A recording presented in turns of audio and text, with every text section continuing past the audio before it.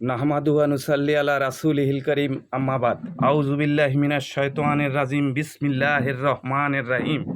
সকল প্রশংসা সেই মহান আল্লাহ তাআলার জন্য, যিনি আমাদের সবাইকে সৃষ্টি করেছেন।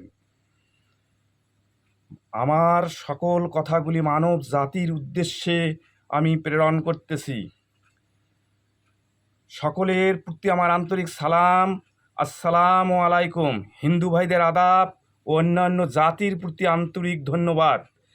মানব জাতির উদ্দেশ্যে আমি আমার সমস্ত কথাগুলি প্রেরণ করতেছি। প্রয়োজনে ছাত্র জনতা, তোমরা সবাই পাহারাদারি বসাও, চেকপোস্ট বসাও, কোনো খুনি যেন এদেশ থেকে পালিয়ে যেতে না পারে। ইন্ডিয়ার কোনো এজেন্টকে বাংলাদেশে স্থান দেওয়া হবে না। বাংলাদেশের সকল ইসলামী দল যদি এক হতে পারে, তাহলে ইসলামী দল বাংলাদেশের ক্ষমতায় আসবে। পাচারকৃত সকল অর্থ ফ্রিজ করা হোক এবং ফ্রিজকৃত অর্থ উন্নয়ন কাজে ব্যবহার করা হোক।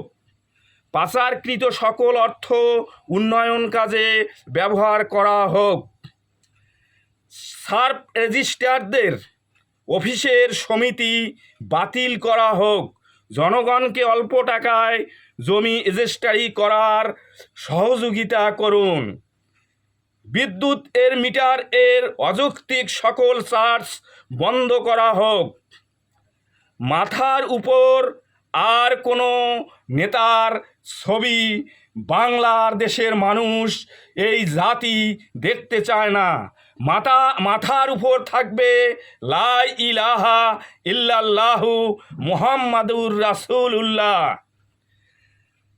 আমার এই বক্তব্য যারা শুনছেন, তাহারা আন্তরিকভাবে আমাকে দোয়া করবেন যেন আল্লাহ পাক আমার নেক নিয়াত পূর্ণ করেন। আবারও সকলের প্রতি আমার আন্তরিক সালাম, আসসালামু আলাইকুম। হিন্দু ভাইদের আদাব ও অন্যান্য জাতির প্রতি আন্তরিক ধন্যবাদ। সবাইকে আবার অভিনন্দন জানিয়ে আমি আমার কথা শেষ করছি।